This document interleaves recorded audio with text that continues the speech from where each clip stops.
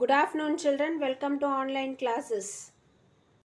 Welcome to 6th standard online science class.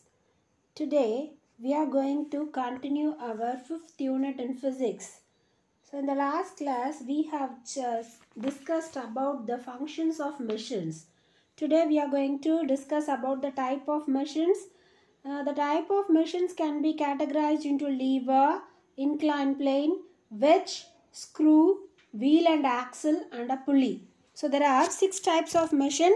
Let us discuss one by one. The first one is levers. So what is a lever? A lever is a rigid body capable of rotating about a point on itself. Okay.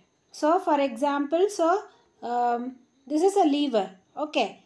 So this a rigid body capable of rotating about a point itself. Do you understood, children? Yes. A rigid body is which does not change its shape when force acts on it. That is rigid body. Thus a metal rod or a stout wooden stick is a rigid body. When such a body acts as a lever, it rotates or tends to rotate. Am I right? To about some point on itself. This point is called fulcrum.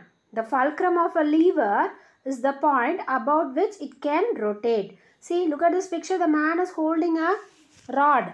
This rod is tend to rotate itself. This rod is tend to rotate itself, right, children? So the point at which the rod tend to rotate, that point is called to be fulcrum. Do you understood what is a fulcrum? Yes, that sounds good. Then the what about the other things? The force applied to a lever is called the effort. The force applied to the lever, it may be a lever or any other machine, that is called as effort. What is effort? Effort is nothing but the force applied. Where the force is applied here in this case? The man is holding the stick, isn't it? The man is holding the stick at this point.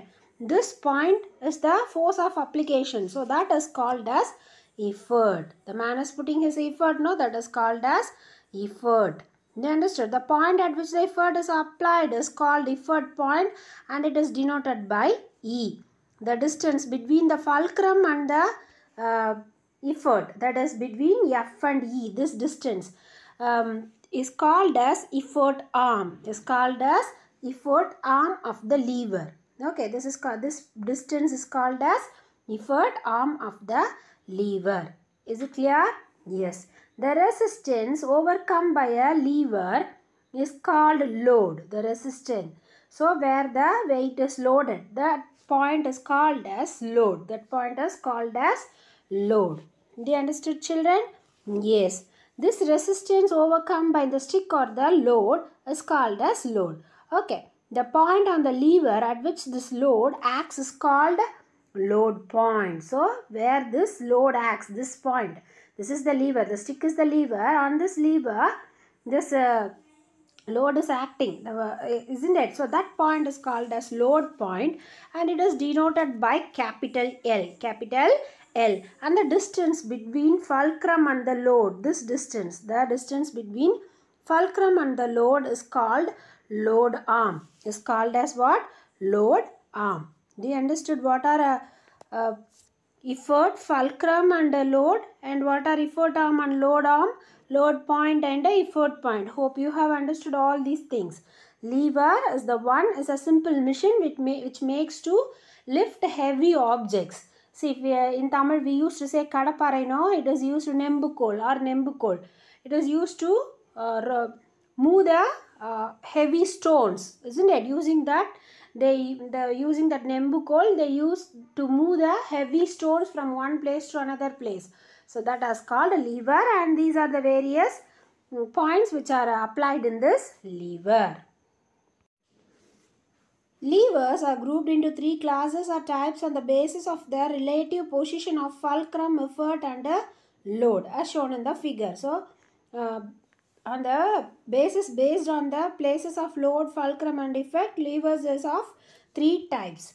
The class of levers depend only on the constituent, that is load, fulcrum or effort, located in the middle. If the two constituent on the other sides are interchanged, the class of the lever does not interchange. So here, look at here, this is class 1 lever, where class 1 lever, the fulcrum lies between the load and the effort. So this is class 1 lever.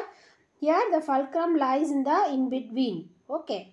Here the fulcrum is in the center and the load is at one end and effort is at the one end. If we interchange this load and effort also, it will be the same. What? Will be the class 1 lever only. That class will not change. So what is lies between? Fulcrum lies between, then it is if class 1 lever.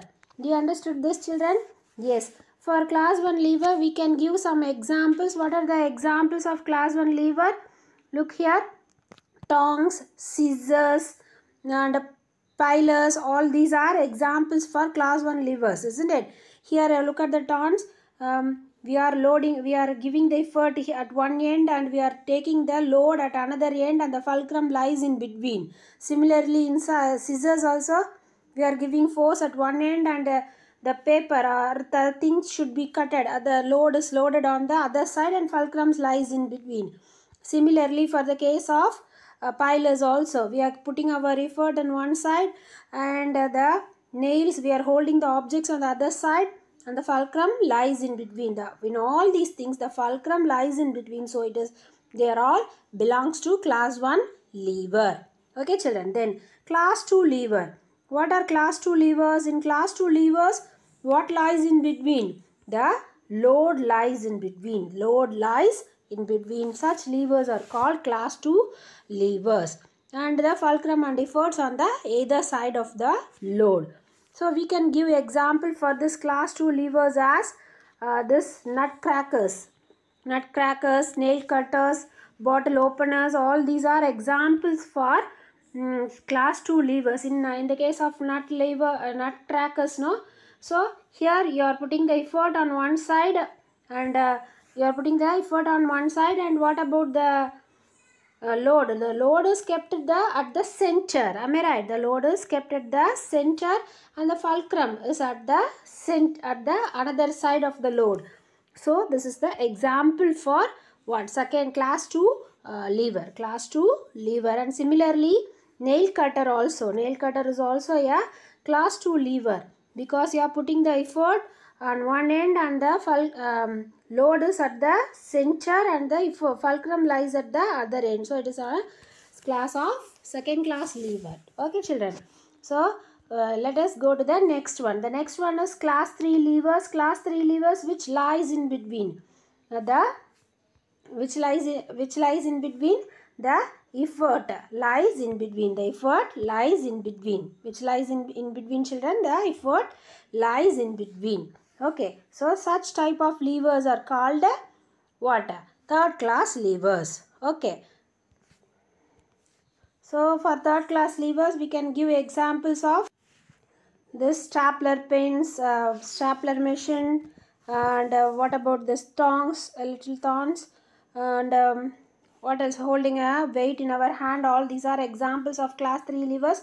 Look at here, the stapler machine, where the effort is at the center and the load is at one end and fulcrum is at another end, isn't it? So the effort is at the end at the center, then it means it is a third class lever. Do you understood this, children?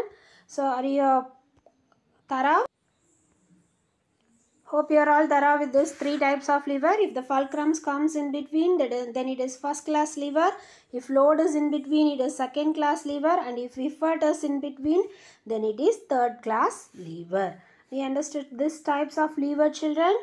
Yes, hope you have understood about this three classes of lever very well. Meet you in the next class, children. Thank you.